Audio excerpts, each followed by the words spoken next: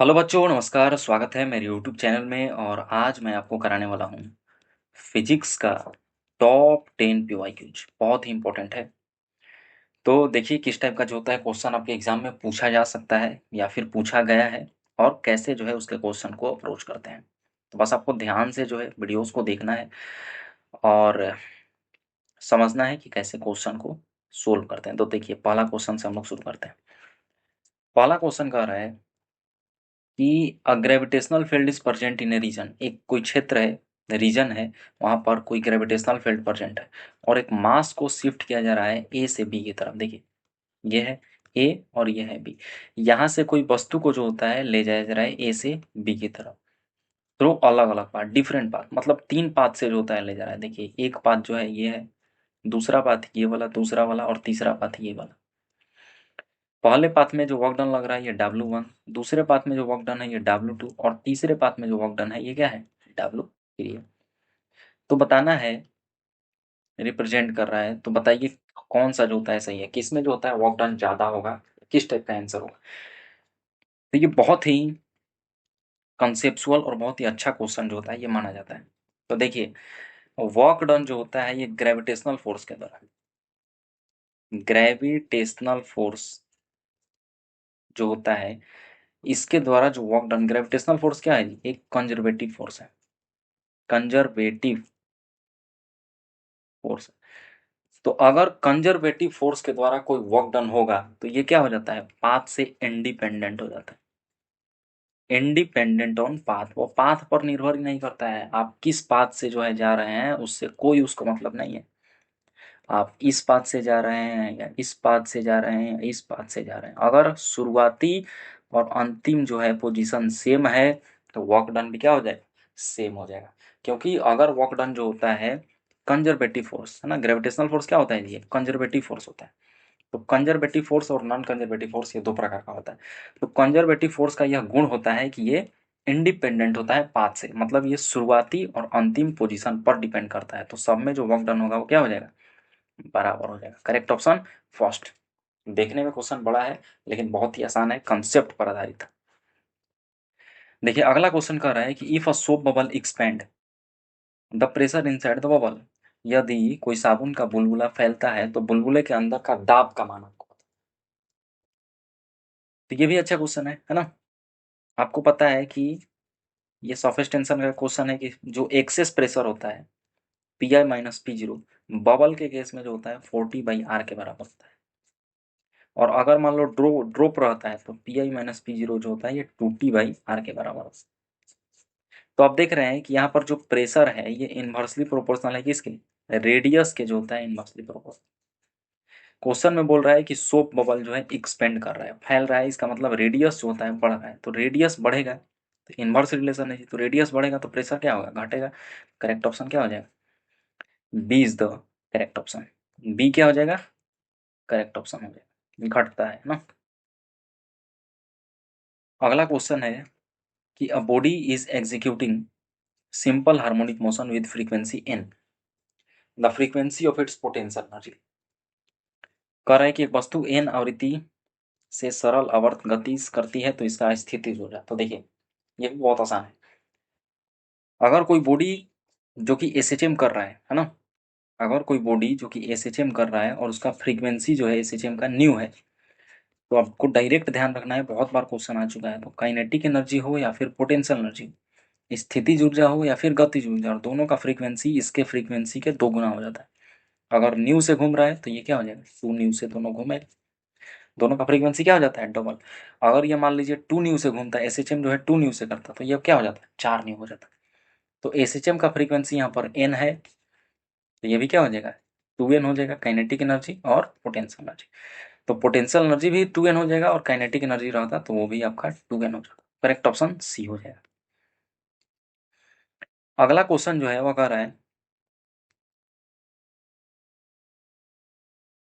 अगला क्वेश्चन जो है उसमें बोल रहा है कि मीन फ्री पाथ, जिसको एल से सूचित कर रहा है, गैस मॉलिक्यूल का depend on the diameter D of the molecule. Mean free path क्या होता है, मीन फ्री पाथ होता है कि जो दो गैस का मॉलिक्यूल है उसके बीच में एवरेज, औसत जो होता है, जो पाथ लेंथ होता है, दो गैस के मॉलिक्यूल के बीच का जो होता है, जो औसत पाथ लेंथ होता है, उसी को हम लोग बोलते हैं क्या, मीन फ्री पाथ। इसको एल से सूचित किया जाता है और इसका फॉर्मूला आपको पता होना चाहिए, बहुत बार क्वेश्चन आ चुका है, 1/√2πd²n, है ना, ये सब नीचे रहता है।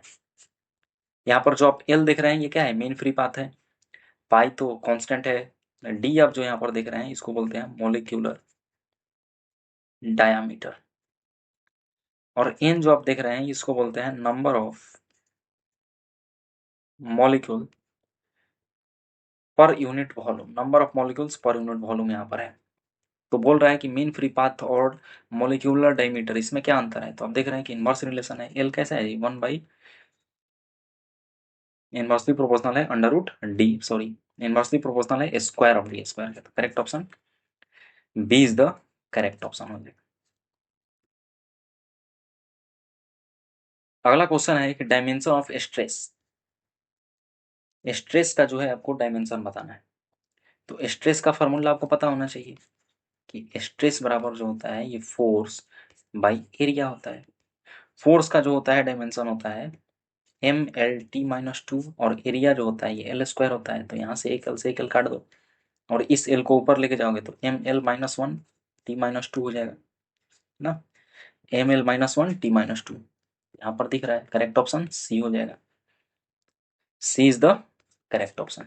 चलिए अगले क्वेश्चन पे। अगला क्वेश्चन कह रहा है कि the relation among the three element of earth's magnetic field namely horizontal component, vertical component जिसको V से, और एंगल ऑफ डी, और बी जो होता है ये बोल रहा है कि टोटल मैग्नेटिक एनर्जी। बहुत ही अच्छा क्वेश्चन है ये भी। बोल रहा है कि आपको रिलेशन बताना है एंगल ऑफ डीप में हॉरिजॉन्टल कंपोनेंट वर्टिकल कंपोनेंट में क्या रिलेशन होता है। तो इस टाइप से हम लोग बना लेते हैं फिगर, और यहाँ से एक कंपोनेंट हम लोग डाल देते हैं और इसका नाम है बी। ये जो आप बी देख रहे हैं ये अर्थ्स मैग्नेटिक फील्ड है, और यहाँ से ऊपर से जो एंगल बनाता है इसी डेल्टा को हम लोग बोलते हैं angle of deep, angle of deep. बस खत्म हो गया, फिगर आपको याद रहेगा तो आपका काम हो जाएगा। अब देखिए यहाँ पर क्या होगा, अब आपको पता है कि जहाँ से एंगल लगा रहता है उसके कंपोनेंट को ब्रेक करो ना। ये आप देख रहे हैं इसको बोलते हैं क्या, हॉरिजॉन्टल पोजीशन, और जो नीचे आप देख रहे हैं इसको बोल रहे हैं वर्टिकल, तो ये हो जाता है वर्टिकल, और ये जो आप देख रहे हैं ये क्या है, हॉरिजॉन्टल पोजीशन, ये इसको मैं हॉरिजॉन्टल बोल रहा हूँ। तो कंपोनेंट को ब्रेक करोगे तो जहाँ पर एंगल लगा रहता है वो क्या हो जाता है, कॉस लग जाएगा, और जिसमें एंगल नहीं रहता है वो क्या हो जाएगा, साइन हो जाएगा। तो अगर मैं भी को लिखूँ तो भी हो जाएगा BE साइन और ये डेल्टा।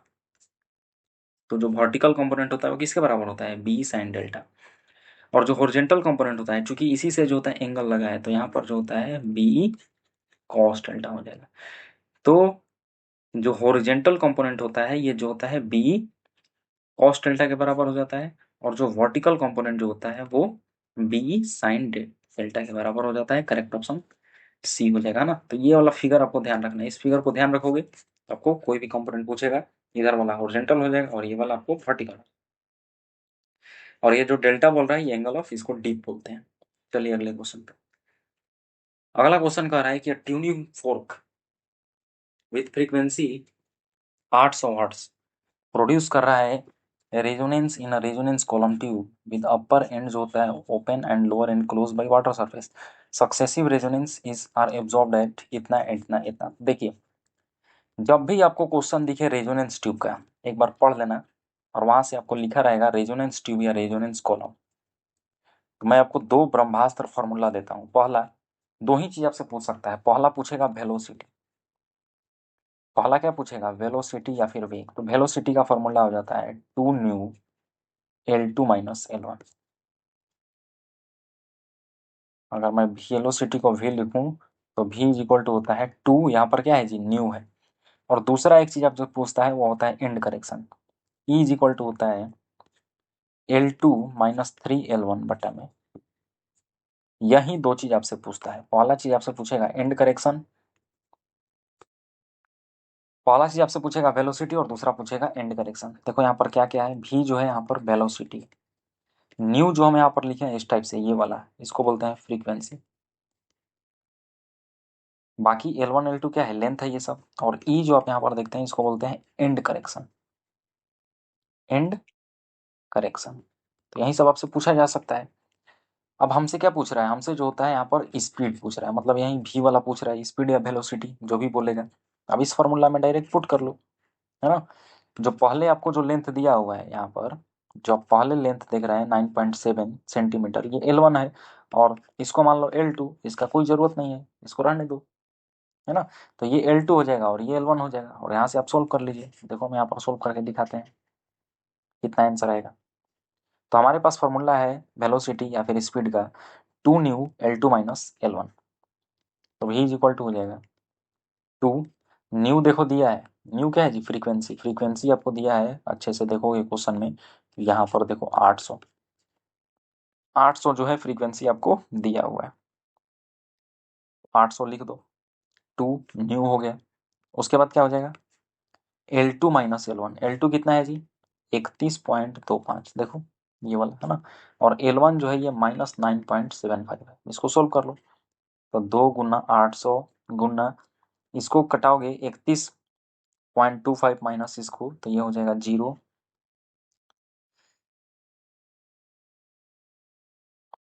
है ना।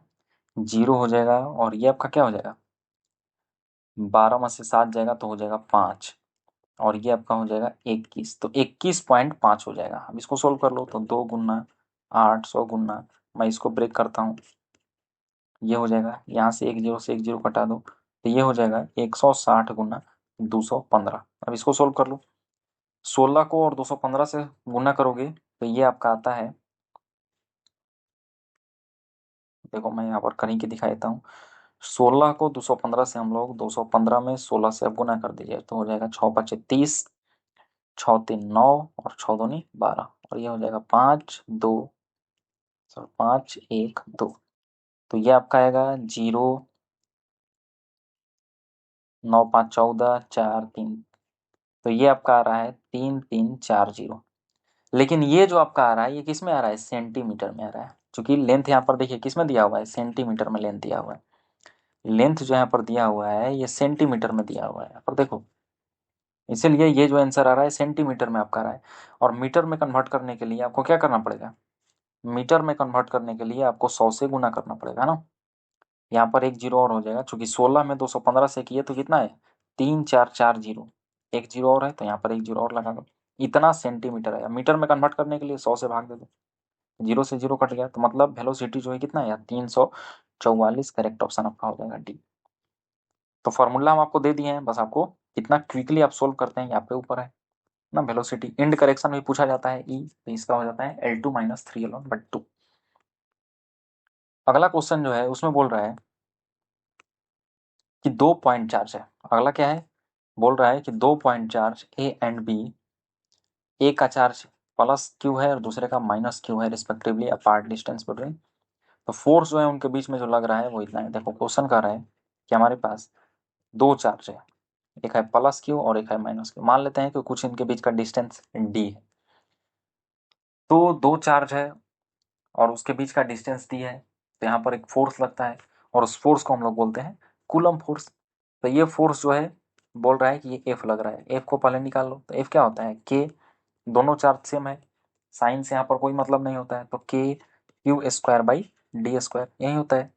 कूलम्स का क्या होता है, कूलम्स फोर्स के Q1 Q2 distance between them. तो Q1 Q2 तो दोनों सेम है, Q है तो Q² बटा में D² हो जाएगा। इसको हम इक्वेशन 1 मान लेते हैं। आगे बढ़ते हैं। अब बोल रहा है कि if 25% of A is transfer to the B then the force between. बोल रहा है कि ये जो ए है और ये बी है, तो ए का जो है 25% प्लस क्यू का 25% करोगे तो हो जाएगा Q/4।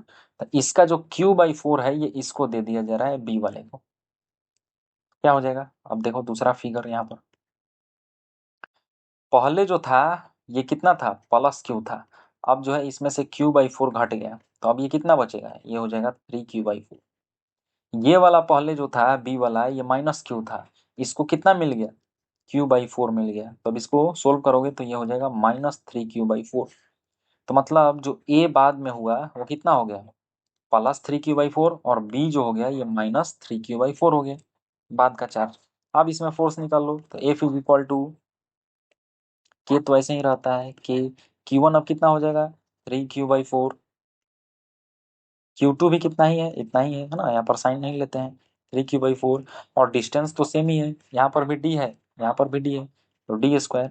अब इसको आप सोल्व कर लीजिए, तो इसको आप सोल्व कीजिएगा तो हो जाएगा के 9q² बट्टा में 4×4 = 16 d²।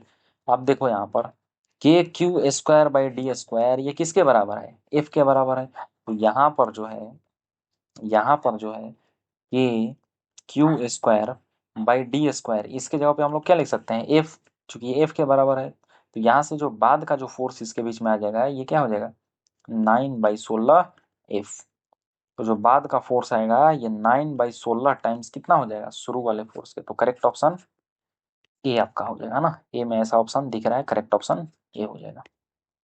चलिए आगे बढ़ते हैं। अगला क्वेश्चन जो है बोल रहा है कि एक बार मैग्नेट को हंग किया जा रहा है थिन कॉटन थ्रेड से यूनिफॉर्म हॉरिजॉन्टल मैग्नेटिक फील्ड में and in equilibrium state. Energy required to rotate it by 60 degree is W। The torque required to keep the magnet in the new position. देखिए question कह रहा है कि पहले एक bar magnet है ना, शुरू में जो है वो इस टाइप से है, 0 डिग्री पर है ना, शुरू में जो होता है वो 0 डिग्री पे है, और बाद में जो है उसको रोटेट करके ले जाया जा रहा है 60 डिग्री पे। बाद में उसको रोटेट करके 60 डिग्री पर ले जा रहा है, तो वहां से जो एनर्जी यहाँ पर जो बोल रहा है ये मेनली वर्क डन का बात कर रहा है। तो जब भी एक बार मैग्नेट को, अगर मान लीजिए कोई मैग्नेटिक फील्ड में बार मैग्नेट रखा हुआ है और उसको रोटेट करते हैं, तो आपको यहाँ पर दो फार्मूला याद रखना पड़ता है। वर्क डन का फार्मूला होता है PE into cos θ1 minus cos θ2, ये वर्क डन का फार्मूला है। एक और फार्मूला है टॉर्क। टॉर्क का फार्मूला जो होता है ये P×E होता है, और इसको क्रॉस प्रोडक्ट को आप ब्रेक करते हैं तो क्या मिलता है P sin θ। तो यही दोनों फार्मूला का यहाँ पर हम लोग यूज करेंगे। तो पहले जो होता है वर्क डन निकालेंगे कि 0 डिग्री था पहले और बाद में कितना हो गया 60 डिग्री पर रोटेट किए, तो वर्क डन निकाल लो। तो वर्क डन हो जाएगा PE cos θ1, पहले क्या है जी, शुरू में क्या था 0 डिग्री, माइनस बाद में कितना हो गया 60 डिग्री, इसको सोल्व कर लो। PE cos 0 डिग्री 1 होता है, cos 60 डिग्री 1/2 होता है, इसको सोल्व करोगे तो हो जाएगा PE/2। इसको आप सोल्व कीजिएगा तो PE/2। मतलब यहाँ पर जो आपको वर्क डन आया वो किसके बराबर आ गया PE/2 के बराबर। इसको आप इक्वेशन 1 मान के छोड़ दीजिए। अब जो है 0 डिग्री से ही इसको 60 डिग्री पर ले जाने में अब आपको टॉर्क निकालना है ना। तो अब टॉर्क निकालिए। टॉर्क का फॉर्मूला होता है PE sin θ, आपको लिखा हुआ है, PE को ऐसे रहने दीजिए, साइन अब कितना हो जाएगा 60 डिग्री हो जाएगा, है ना। तो P sin θ को ब्रेक करोगे तो PE और साइन 60 डिग्री होता है √3/2 हो जाएगा, √3/2। मैं इसको थोड़ा सा डिलीट करके आपको ऊपर लिख कर दिखाता हूँ। अब देखो यहाँ से हम आते हैं ऊपर, ताऊ कितना है हमारे पास, टॉर्क कितना आया PE इंटू √3/2। अब ये जो पहला इक्वेशन जो आप देख रहे हैं यहाँ से हम लोग PE निकालेंगे। यहाँ से P निकालोगे तो ये PE जो होता है ये 2 टाइम्स W हो जाएगा, 2W हो जाएगा। तो यहाँ से जो टाउ हमें मिलेगा P के जगह पे हम लोग लिख सकते हैं 2W गुना √3/2, 2 से 2 जो होता है कट गया, तो टाउ कितना मिला W√3। तो W√3 जो है हमें एक ऑप्शन में दिख रहा है, और ये हो जाएगा आपका करेक्ट ऑप्शन बी, है ना। W√3 इसी को आप 3√3W आप बोल सकते हैं ना, करेक्ट ऑप्शन क्या हो जाएगा बी हो जाएगा। तो इस टाइप से जो है इस क्वेश्चन को हम लोग अप्रोच करते हैं। चलिए अगला क्वेश्चन जो है ये है लॉजिक गेट का, बहुत ही अच्छा क्वेश्चन। और लॉजिक गेट का एक क्वेश्चन ये जरूरी है कि आपके एग्जाम में देखने को मिलेगा। बोल रहा है कि आउटपुट जो है हमें 1 लाना है, दिया हुआ जो होता है एक सर्किट है और उसमें जो आउटपुट है इसको बोलते हैं आउटपुट, है ना। यहाँ पर जो मिलता है वाई आप देख रहे हैं, इसको 1 लाना है। तो बताइए कैसे 1 आएगा, किस ऑप्शन से जो होता है। देखिए ये जो आप देख रहे हैं पहला वाला, इसको बोलते हैं और गेट, है ना। इस टाइप से अगर रहता है, इस टाइप से रहता है तो इसको हम लोग बोलते हैं और गेट, है ना। और ये जो दूसरा वाला जो आप देख रहे हैं इस टाइप से जो रहता है इसको बोलते हैं हम लोग एंड गेट, है ना। तो पहला जो है आपको और गेट दिया हुआ है, दूसरा जो होता है एंड गेट दिया हुआ है। तो देखो पहले चेक करते हैं हम लोग, ये आपको पता होना चाहिए। तो पहला जो है, पहला ऑप्शन, ऑप्शन से चेक करते हैं। देखिए पहला जो है बोल रहा है कि ए जो है 1 है, बहुत बढ़िया, और बी जो है 0 है। तो जब भी ऑर गेट रहता है, ए 1 रहता है और बी 0 रहता है, तो जो आउटपुट मिलता है ये 1 मिलता है। दूसरा देखो, उसके बाद सी चेक करो, सी जो होता है बोल रहा है 1 है, ये 1 जो है यहाँ पर पहुंचेगा, यहाँ पर पहुंचेगा, है ना, इस टाइप से। तो 1 और 1 जो होता है रहता है, और जब ये एंड गेट से पास करता है तो आउटपुट भी हमें क्या मिलता है, 1 मिल रहा है। इसका मतलब पहले ही ऑप्शन सही हो जाएगा। पहला ही ऑप्शन में जो हमें आउटपुट यहाँ पर वाई मिल रहा है, ये क्या मिल रहा है, 1 मिल रहा है। बाकी आप बी सी को चेक कर लीजिए। चलो हम आपको बी चेक करके बताते हैं कि क्यों नहीं होगा, वैसे ही आप लोग चेक कीजिएगा बाकी सबको। देखिए बी में बोल रहा है कि ए जो है पहले 0 लेना है, चलिए 0 ले लिए, और बी को 1 लेना है, बी को 1 लेना है। तो जब भी कोई भी अगर 1 हो जाए तो और गेट में जो होता है, जो आउटपुट मिलता है, ये 1 मिलता है। तो यहाँ पर आओ, ये 1 मिला। लेकिन जो सी बोल रहा है यहाँ पर, ये जो सी आप देख रहे हैं, ये बोल रहा है 0। तो जब एक 1 हो और दूसरा 0 हो, इसको आप एंड गेट से पास कराइएगा तो आपको मिलेगा 0। एंड गेट में तभी जो है 1 यहाँ पर आपको मिल सकता है आउटपुट, जब दोनों जो है इनपुट क्या हो, 1 1 हो, तभी जो है ये 1 मिलता है। एक जो है 0 हो गया तो ये हमेशा जो होता है 0 आएगा। देखो बाकी सब में क्या है, 0 है। तो ये 1 हो के भी यहाँ पर अगर ये 0 हो जाएगा तो आउटपुट जो होता है हमेशा 0 मिलेगा। हमसे बोल रहा है कि इसमें आउटपुट 1 मिलेगा, तो आई होप आप समझ गए होंगे कि आउटपुट जो है वो पहले वाले में ही 1 मिल रहा है। तो ये रहा आपका पावरफुल जो है 10 इफेक्टिव क्वेश्चन। मैंने न्यूमेरिकल के साथ साथ जो होता है आपको अच्छा कंसेप्चुअल थियोरेटिकल क्वेश्चन भी कराया। तो अगर आपको अच्छा लगा हो तो आपको लाइक करना है, सब्सक्राइब करना है, शेयर करना है, और ऐसे ही वीडियो के लिए आपको बने रहना है हमारे चैनल पे। That's all, thank you so much, मिलते हैं अगले वीडियो में।